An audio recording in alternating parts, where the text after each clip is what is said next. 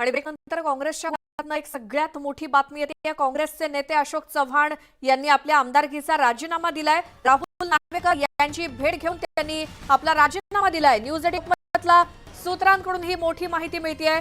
काँग्रेसचे ज्येष्ठ नेते अशोक चव्हाण यांनी आपल्या आमदारकीचा राजीनामा विधानसभाध्यक्ष राहुल नार्वेकर यांच्याकडे यांची भेट घेऊन सोपवलेला आहे। त्यामुळे काँग्रेस नेते अशोक चव्हाण यांनी आमदारकीचा राजीनामा देण्याचं नेमकं कारण काय अशी आता चर्चा रंगली आहे। सूत्रांकडून मिळालेल्या माहितीनुसार अशोक चव्हाण यांनी आपल्या आमदारकीचा राजीनामा दिलाय। राहुल नार्वेकर यांची त्यांनी भेट घेतलेली होती आणि जवळपास अर्धा तास बंद दारात या दोन्ही मध्ये चर्चा झालेली होती आणि यातच आता माहिती मिळते अशोक चव्हाण यांनी आपल्या आमदारकीचा राजीनामा दिलाय। अधिक माहितीसाठी जाऊयात आमचे प्रतिनिधी प्रशांत लीला रामदास यांच्याकडे। प्रशांत, काय कारण, काय अधिक माहिती समजते?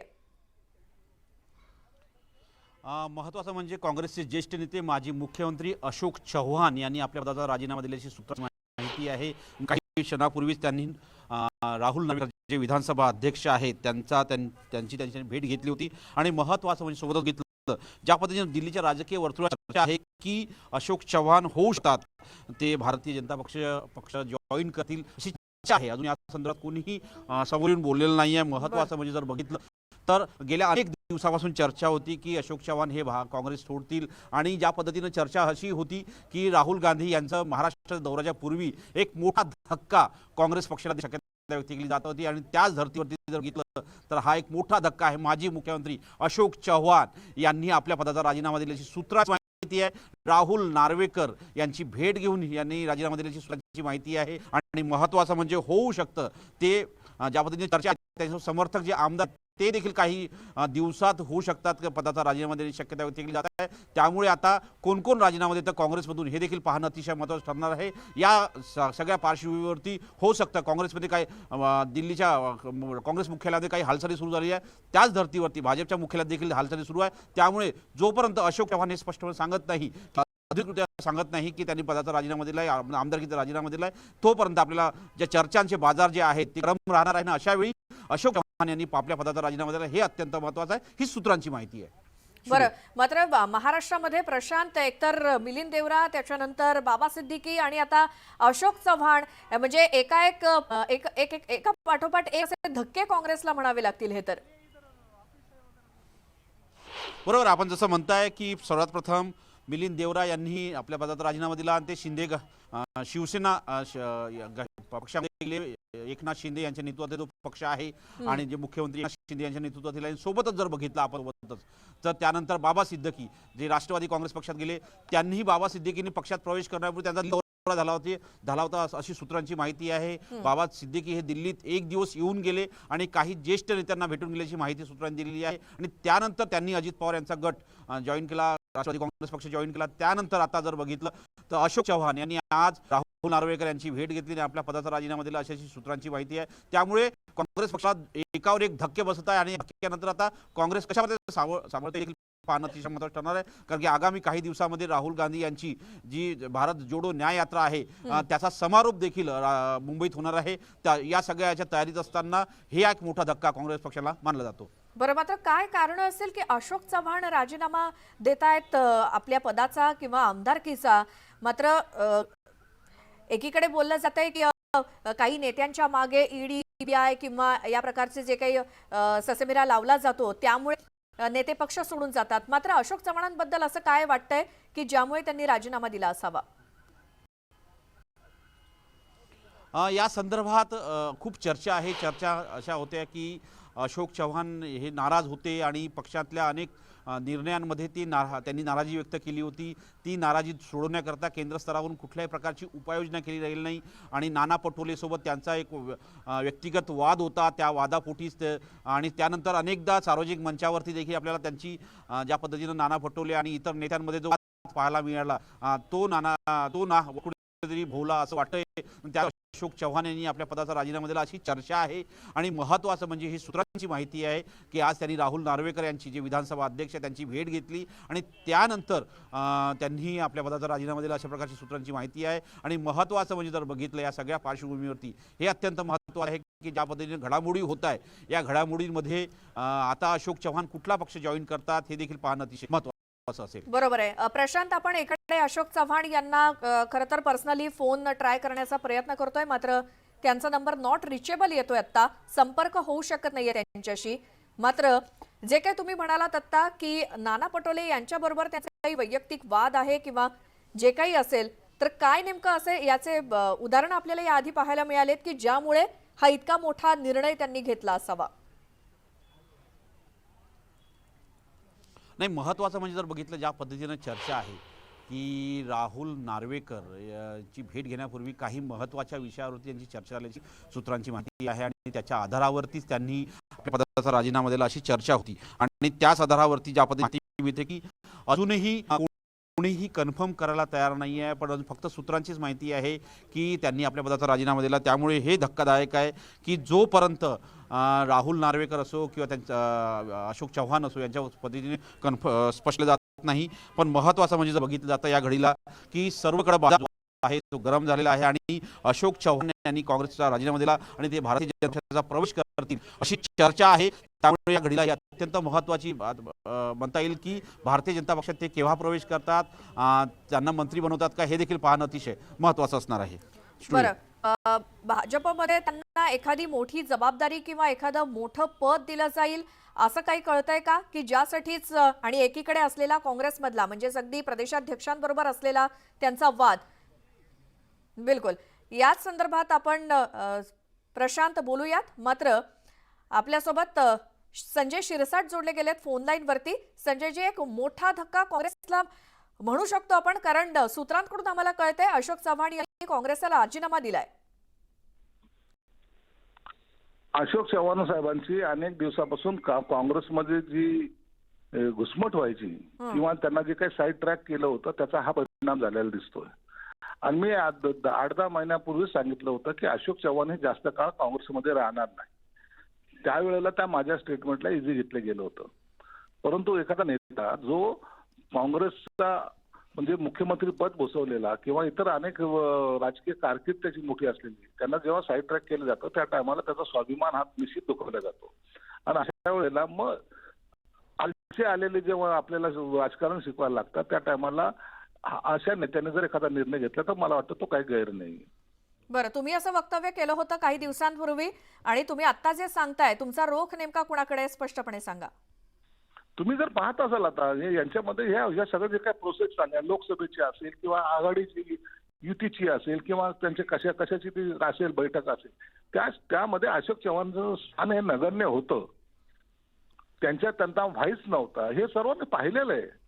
म्हणून अशा वेळेला तर त्यांनी निश्चित राजीनामा दिला का नाही त्याबद्दल मला माहिती नाही, परंतु दिला असेल तर निश्चित ते भाजपमध्ये जातील. बरं, संजयजी धन्यवाद, तुम्ही न्यूज 18 लोकमतशी बोललात. तर शिवसेना शिंदे गटाचे नेते संजय शिरसाट आपल्यासोबत फोन लाईन वरती होते आणि मी काही दिवसांपूर्वी हे सांगितलेलं होतं. आणि जर एखाद्या मोठ्या नेत्याची पक्षामध्ये घुसमट होत असेल तर त्या नेत्यानं हा मार्ग स्वीकारणं साहजिक आहे असं संजय शिरसाट यांचं म्हणणं आहे. एकीकडे अशोक चव्हाण हे एकेकाळी महाराष्ट्राचे मुख्यमंत्री राहिलेले आहेत काँग्रेसकडून, मात्र अशोक चव्हाणांसारखे काँग्रेसमधले ज्येष्ठ नेते आपल्या पदाचा राजीनामा देतात. ही महाराष्ट्राच्या राजकारणातली सगळ्यात मोठी बातमी आत्ताच्या घडीला म्हणावी लागेल. काही वेळापूर्वी विधानसभा अध्यक्ष राहुल नार्वेकर यांची त्यांनी भेट घेतलेली होती. अर्धा तास दोन्ही नेत्यांमध्ये बंद दाराआड चर्चा झाली आणि त्यानंतर आता ही बातमी समोर येते की अशोक चव्हाण यांनी आपल्या आमदारकीचा राजीनामा दिला असं सूत्रांकडून कळतंय. आणि भाजपच्या कार्यालयाच्या बाहेर सध्या हालचालींना वेग आलाय आणि अशोक चव्हाण यांनी काँग्रेसचा राजीनामा दिल्यानंतर ते भाजपमध्ये प्रवेश करतील असं देखील बोललं जातंय. पुन्हा जाऊयात थेट दिल्लीमधून आमचे प्रतिनिधी प्रशांत लीला रामदास आपल्या सोबत आहेत.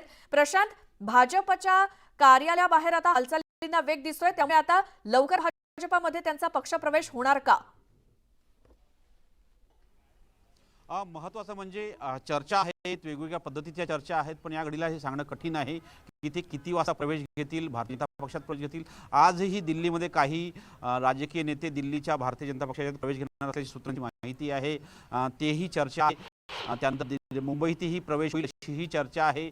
आणि सोबतच जर बघितलं तर भारतीय जनता पक्ष, जसा आपण उल्लेख केला की भारतीय जनता पक्षाच्या मुंबई कार्यालयाच्या बाहेर हालचालींना वेग आलेला आहे। आणि सोबतच जर बघितलं तर ज्या पद्धतीनं गेल्या अनेक दिवसांपासून चर्चा होती की अशोक चव्हाण होऊ शकतात, हे भारतीय जनता पक्ष जॉईन करतील अशा पद्धतीची चर्चा होती। आणि त्यानंतर आज अचानक बातमी पुढे आलेली आहे की राहुल नार्वेकर यांनी आपल्या पदाचा राजीनामा दिलेला आहे। त्यामुळे राहुल नार्वेकर यांच्या उपस्थितीमध्ये अशोक चव्हाण यांनी आपल्या पदाचा राजीनामा दिला आहे। आणि राहुल नार्वेकर च्या राजीनामा दिल्यानंतर त्यांनी तो राजीनामा स्वीकारला का हे देखील पाहणं अतिशय महत्त्वाचं ठरणार आहे। आणि त्यानंतर त्यांचा पक्षप्रवेश होऊ शकतो। आणि जर पक्षप्रवेश व्हायचा असेल तर त्यांसाठी नियम जे असतात पक्षांतराचे, त्या नियमात ते बसतात का हे देखील पाहणं अतिशय महत्त्वाचं असणार आहे। कारण की काँग्रेस हा राष्ट्रीय पक्ष आहे आणि अशावेळी त्यांचे ज्या पद्धतीनं घडामोडी होतात त्यामुळे त्यांनी आपल्या पदामध्ये पुन्हा निवडले जातात की त्यांनी आमदारकीचा राजीनामा असं होऊ शकतं की ते विधान परिषदेमध्ये देऊ शकतात, अशी ही एक चर्चा आहे। कारण की राजीनाम्यानंतर त्यांच्यावरती कुठल्याही प्रकारचे बंधनं लागू होत नाही। त्यामुळे या घडीला हे पाहावं लागेल की त्यांनी आता आपल्या आमदारकीचा राजीनामा दिल्यानंतर ते त्यांच्याकडे काय पावलं आहेत हे देखील पाहणं अतिशय स्टुडिओ। बरं, गेल्या काही दिवसांपासून काँग्रेसमधला एक गट पक्षामध्ये नाराज असल्याच्या ज्या चर्चा आहेत त्यापैकी अशोक चव्हाण सुद्धा त्यापैकीच एक म्हणावे लागतील। तर काय नेमका अंतर्गत धुसफूस सुरू होती काँग्रेसमध्ये, त्याबद्दल काय सांगाल? गेल्या अनेक दिवसांपासून जर बघितलं तर नाना पटोले यांच्या संदर्भात जे प्रदेशाध्यक्ष आहेत त्यांच्याबद्दल अनेक ज्येष्ठ नेत्यांची नाराजी होती। अशोक चव्हाण असो किंवा मग इतर विजय वडेट्टीवार असो की इतरही नेते असो, यांच्याबद्दल अनेक खासगी याच्यामध्ये ते नाना पटोले त्यांनी प्रश्नचिन्ह ते नाही अशी ही 6 महिन्यात जर बघितलं तर काही अनेक आले आणि दिल्ली दरबारी त्यांनी नाना पटोले यांची तक्रार देखील केली होती। सोनिया गांधींची भेट घेऊन देखील त्यांनी तक्रार केली होती। त्यानंतर जे प्रभारी आहेत सध्या तर रमेश चेलीथरैया आहे, यापूर्वी जे प्रभारी होते काँग्रेसचे त्यांच्याकडे जाऊन त्यांनी या संदर्भात तक्रारी केल्या होत्या। दरम्यान रमेश चेलीथरैया यांनी ज्या पद्धतीने मुंबईमध्ये अनेक बैठकी घेतल्या होत्या त्या बैठकींमध्ये देखील त्यांनी या संदर्भात या संदर्भात तक्रारी केल्याची माहिती आहे। त्यांनी व्यक्तिगत स्तरावरच्या त्या बैठकी घेतल्या त्यात देखील त्यांनी तक्रारी केल्याची माहिती आहे। पण या संदर्भात कुठल्याही प्रकारचा उपाय केला गेला नाही अशी ही तक्रार एक प्रामुख्याने जाणवत होती। अशा प्रकारची काँग्रेसचे नेते खासगीमध्ये सांगायचे। त्यामुळे होऊ शकतं त्या नाराजीपोटी आणि काँग्रेसच्या नाना पटोले यांच्या कार्यशैलीच्या मुद्द्यावरून होऊ शकतं ही ज्या पद्धतीनं ही नाराजी व्यक्त केली असेल। या संदर्भात अजूनही अशोक चव्हाण यांनी स्पष्टीकरण दिलं नाही। पण महत्त्वाचं म्हणजे हे आहे की त्यांनी आज आपल्या पदाचा राजीनामा दिला अशी सूत्रांची माहिती आहे। बरं प्रशांत, फक्त अशोक चव्हाण एकटेच राजीनामा देऊन भाजपात प्रवेश करणार आहेत की त्यांच्या सोबत आणखी कोण असल्याचं काही कळतंय का? काही अंदाज?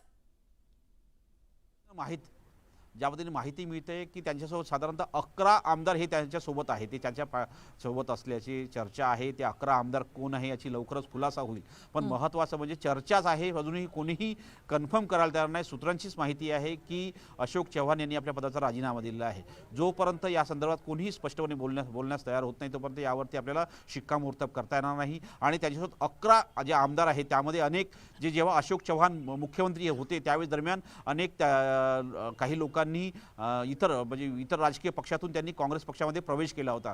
त्यापैकी बहुतांश लोक जे आहेत ते अशोक चव्हाण यांच्या पाठिंब्यासोबत असतात आणि त्याचमुळे ते अशोक चव्हाण यांच्यासोबत काँग्रेस सोडू शकतात अशी ही चर्चा आहे। त्यामुळे आपल्याला पाहावं लागेल की आता कोण कोण आपल्या पदाचा राजीनामा देतं, आमदारकीचा राजीनामा देतं हे देखील पाहून त्यानंतर आपल्याला निश्चितपणे सांगता येईल की त्यांनी कुठले समर्थक आमदार त्यांच्यासोबत आहे ते त्यांनी राजीनामा दिला। पण या घडीला हे कळतं की 11 आमदार जे आहे ते त्यांच्या समर्थनार्थ आहे आणि ते 11 आमदार कोण आहे लवकरच स्पष्ट होईल। स्टुडिओ।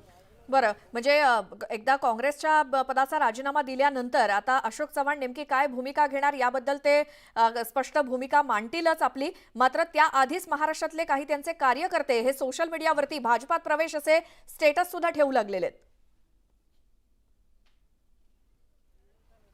बरोबर आहे, ज्या पद्धतीने चर्चा आहे। आणि महत्त्वाचं म्हणजे जर बघितलं की या चर्चा अशा अनेक आहेत की साधारणतः दिल्लीतही प्रवेश होऊ शकतो आणि मुंबईतही प्रवेश होऊ शकतो, पण अजूनही अशोक चव्हाण यांच्यासोबत कोण कोण आहे हे स्पष्ट स्पष्ट कोणी बोलायला तयार नाही आहे. 11 लोक त्याच्या समर्थनार्थ, 11 आमदार त्याच्या समर्थनार्थ आहे हे स्पष्ट आहे, कारण की ज्या पद्धतीनं सूत्रांची माहिती आहे की होऊ शकतं आजच अशोक चव्हाण यांचा भारतीय जनता पक्षात प्रवेश होईल अशी सूत्रांची माहिती आहे. त्यामुळे निश्चितपणे स्पष्ट सांगावं लागेल की कोण या संदर्भात प्रशांत, ही शक्यता नाकारता येत नाही, कारण आपण मुंबईतल्या भाजप कार्यालयाबाहेरची जर दृश्य आता पाहिली तर तिथे आशिष शेलार असतील किंवा मंगल प्रभात लोढा भाजपच्या कार्यालयामध्ये जमलेले आहेत. काही भाजपचे नेते, पदाधिकारी, कार्यकर्ते जमतायत.